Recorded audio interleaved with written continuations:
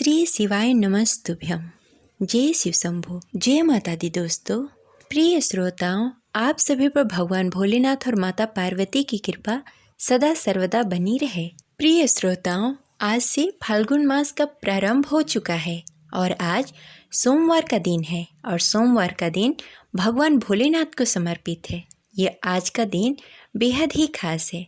तो चलिए पूरी श्रद्धा और भक्ति के साथ भगवान भोलेनाथ और माता पार्वती की श्री चरणों में नमन करते हुए सुनते हैं सोमवार व्रत कथा। तो प्रेम से बोलिए शिव जी माता पार्वती की जय, गौरी पुत्र गणेश की जय। जय शिव शंभो। हर हर महादेव। कथा प्रारंभ करने से पहले इस वीडियो को लाइक करके कमेंट बॉक्स में हर हर महादेव अवश्य लिखें। सोमवार के दिन सुबह प्रातः उठकर स्नान आदि से निवृत्त होकर भगवान भोलेनाथ की विधिवत पूजा आराधना करनी चाहिए और उसके साथ व्रत कथा का पाठ करना चाहिए। ओम नमः शिवाय मंत्र का जाप करते हुए भगवान भोलेनाथ की आराधना करनी चाहिए। अगर आपने व्रत नहीं भी रखा हो तो माना जाता है कि भगवान भोलेनाथ की कथा सुनने, कहने तथा सुनाने से पुण्य फल की प्राप्ति होती है। तो चलिए पूरी श्रद्धा से सुनते हैं सोमवार व्रत कथा। प्राचीन समय की बात है। एक नगर में एक धनवान साहूकार रहा करता था। उसकी यहाँ धन्य धान्य की कोई कमी नहीं थी, फिर भी वह उदास रहा करता था। वह भगवान भोलेनाथ का परम भक्त था। वह रोजाना भगवान भोलेनाथ के मंदिर में जाकर विधिवत भगवान भोलेनाथ की पूजा आराधना करता और संध्या के समय में दीप प्रज्वलित करता। उसकी यह भक्ति भावना देखकर एक बार श्री पार्वती जी ने भगवान भोलेनाथ से कहा कि हे प्रभु, यह साहूकार आपका बहुत ही अनन्य भक्त है और सदैव आपका व्रत और पूजन बड़ी ही श्रद्धा के साथ करता है। इसकी मनोकामना पूर्ण करनी चाहिए। शिव जी ने कहा, हे पार्वती, यह संसार का कर्म क्षेत्र है।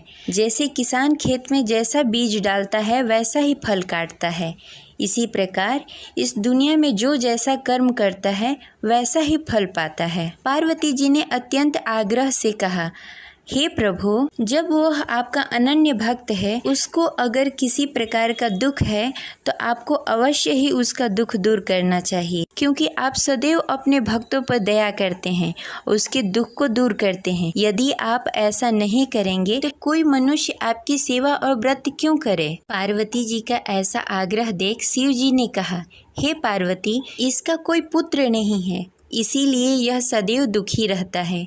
इसके भाग्य में पुत्र न होने पर भी मैं इसको पुत्र प्राप्ति का वर देता हूँ, परंतु यह पुत्र केवल 16 वर्षों तक ही जीवित रहेगा।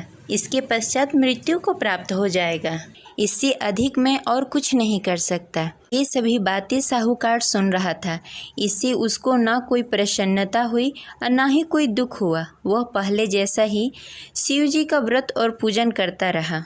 कुछ काल व्यतीत होने के पश्चात साहूकार की पत्नी गर्भवती हुई और 10वें महीने उसने पुत्र को जन्म दिया। साहूकार के घर में बहुत ही खुशी मनाई गई, परंतु साहूकार उसके 16 साल की आयु जानकर कुछ अधिक प्रसन्न नहीं हुआ। यह बातें उसके घर वालों को मालूम नहीं था। विद्वान पंडितों ने उसका पुत्र का नाम अमर रखा। जब अमर 12 वर्ष का हुआ तो उसे शिक्षा प्राप्त करने के लिए काशी भेजने का निश्चय हुआ। व्यापारी ने अमर के मामा को बुलाया और कहा कि अमर को शिक्षा प्राप्त करने के लिए काशी छोड़ आओ। अमर अपने मामा के साथ शिक्षा प्राप्त करने के लिए चला गया। रास्ते में जहां अमर और उसके मामा विश्राम करने के लिए ठहरते, वहीं यज्ञ करते और ब्राह्मणों को भोजन कराते। लंबी यात्रा के बाद अमर और उसके मामा एक नगर में पहुंचे। उस नगर में राजा की कन्या के विवाह की खुशी में सभी नगर को सजाया गया था। निश्चित समय पे बारात आ गई, लेकिन वर का पिता अपने बेटे की एक आंख से काने होने के कारण बहुत चिंतित था।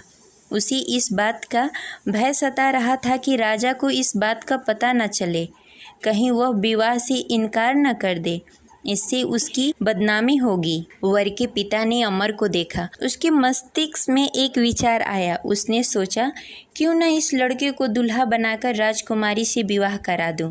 विवाह के बाद उसको धन देकर विदा कर दूंगा और राजकुमारी को अपने नगर ले जाऊंगा। वर के पिता ने इसी संबंध में अमर और उसके मामा से बातें। अमर के मामा ने धन मिलने के लालच में वर के पिता की बातें मान ली। अमर को दूल्हे का वस्त्र पहनाकर राजकुमारी चंद्रिका से विवाह करा दिया। राजा ने बहुत सारा धन देकर राजकुमारी को विदा किया। अमर जब लौट रहा था तो सच नहीं छिपा सका और उसने राजकुमारी की ओढ़नी पर लिख दिया, राजकुमारी चंद्रिका, आपका विवाह मेरे साथ हुआ है। मैं काशी शिक्षा प्राप्त करने के लिए जा रहा हूँ। अब तुम्हें जिस नवयुवक की पत्नी बनना पड़ेगा वह कान्हा है। जब राजकुमारी ने अपनी ओढ़नी पर लिखा हुआ पढ़ा तो उसके कान्हे लड़के के साथ जाने से इनकार कर दिया। राजा ने सब बातें जानकर राजकुमारी को महल में रख लिया और उधर अमर अपने मामा के साथ काशी पहुंच गया। अमर ने गुरुकुल में पढ़ना शुरू कर दिया। जब अमर की आयु 16 वर्ष पूरी हो गई, उसने एक यज्ञ किया। यज्ञ की समाप्ति पर ब्राह्मणों को भोजन कराया और सभी को अन्न और वस्त्र दान किए। रात्रि को अमर अपने शयन कक्ष में सोने के लिए चला गया। शिव जी के वरदान के अनुसार शयन अवस्था में अमर के प्राण पखेरु उड़ गए। सूर्योदय पर मामा अमर को मृत देखकर रोने लगे। आसपास के लोग भी एकत्र होकर दुख प्रकट करने लगे। मामा के रोने विलापने का स्वर समीप से गुजरते हुए भगवान शिव और माता पार्वती ने सुन लिया। पार्वती जी ने शिव जी से कहा, मुझे इसके रोने का स्वर सहन नहीं हो रहा है, आप इस व्यक्ति के कष्ट अवश्य दूर करें। भगवान शिव जी ने पार्वती जी के साथ अदृश्य रूप में समीप जाकर अमर को देखा तो पार्वती जी से बोला, हे पार्वती, यह तो वही व्यापारी का पुत्र है। मैंने इसे 16 वर्ष तक की आयु का वरदान दिया था। इसकी आयु पूरी हो गई है। पार्वती जी ने फिर भगवान शिव जी से निवेदन किया, हे प्रभु, आप इस लड़के को जीवित करें, नहीं तो इसके माता पिता पुत्र की मृत्यु के कारण रो रो कर अपने प्राण त्याग देंगे। इसके पिता तो आपके परम भक्त हैं, जो वर्षों से सोमवार का व्रत करते हुए भोग लगा रहा है। पार्वती जी के आग्रह करने पर भगवान शिव ने उस लड़के को जीवित होने का वरदान दिया और कुछ ही पल में वह जीवित होकर उठ गया। शिक्षा प्राप्त करने के बाद अमर अपने मामा के साथ अपने नगर की ओर चल दिया। दोनों चलते चलते उसी नगर पहुँचे जहाँ अमर का विवाह हुआ था। उस नगर में भी अमर ने यज्ञ का आयोजन किया। समीप से गुजरते हुए नगर के राजा ने यज्ञ का आयोजन देखा। राजा ने अमर को तुरंत पहचान लिया। यज्ञ समाप्त होने पर राजा ने अमर और उसके मामा को महल में लेकर गए और कुछ दिनों तक उन्हें महल में ही रखा।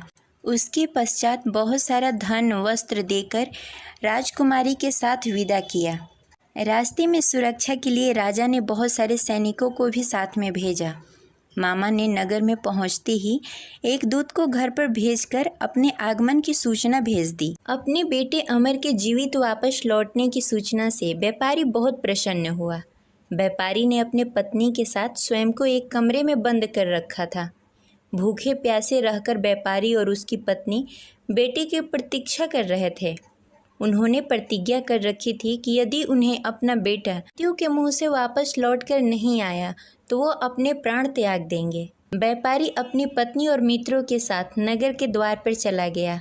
उसने अपने बेटे का विवाह का समाचार सुनकर पुत्रवधू राजकुमारी चंद्रिका को देखकर उसकी खुशी का ठिकाना न रहा। उसी रात भगवान शिव ने व्यापारी को स्वप्न में आकर कहा, हे श्रेष्ठ, मैं तेरे सोमवार के व्रत करने और कथा सुनने से बहुत प्रसन्न हूँ। इसी वजह से मैंने तुम्हारे पुत्र की लंबी आयु कर दी है।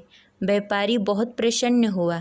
सोमवार का व्रत करने से व्यापारी के घर में खुशियाँ लौट आई। शास्त्रों में लिखा है कि जो भी स्त्री या पुरुष सोमवार का विधि विधान से व्रत करते हैं और कथा सुनते हैं, उनकी सभी इच्छाएं पूरी होती है। इस प्रकार यह कथा संपन्न हुई। आशा करते हैं आपको अच्छी लगी होगी। तो इस वीडियो को लाइक करें और ज़्यादा से ज़्यादा लोगों को शेयर करें। मिलते हैं अगले वीडियो में। तब तक के लिए हर हर महादेव। जय शिव शंभो।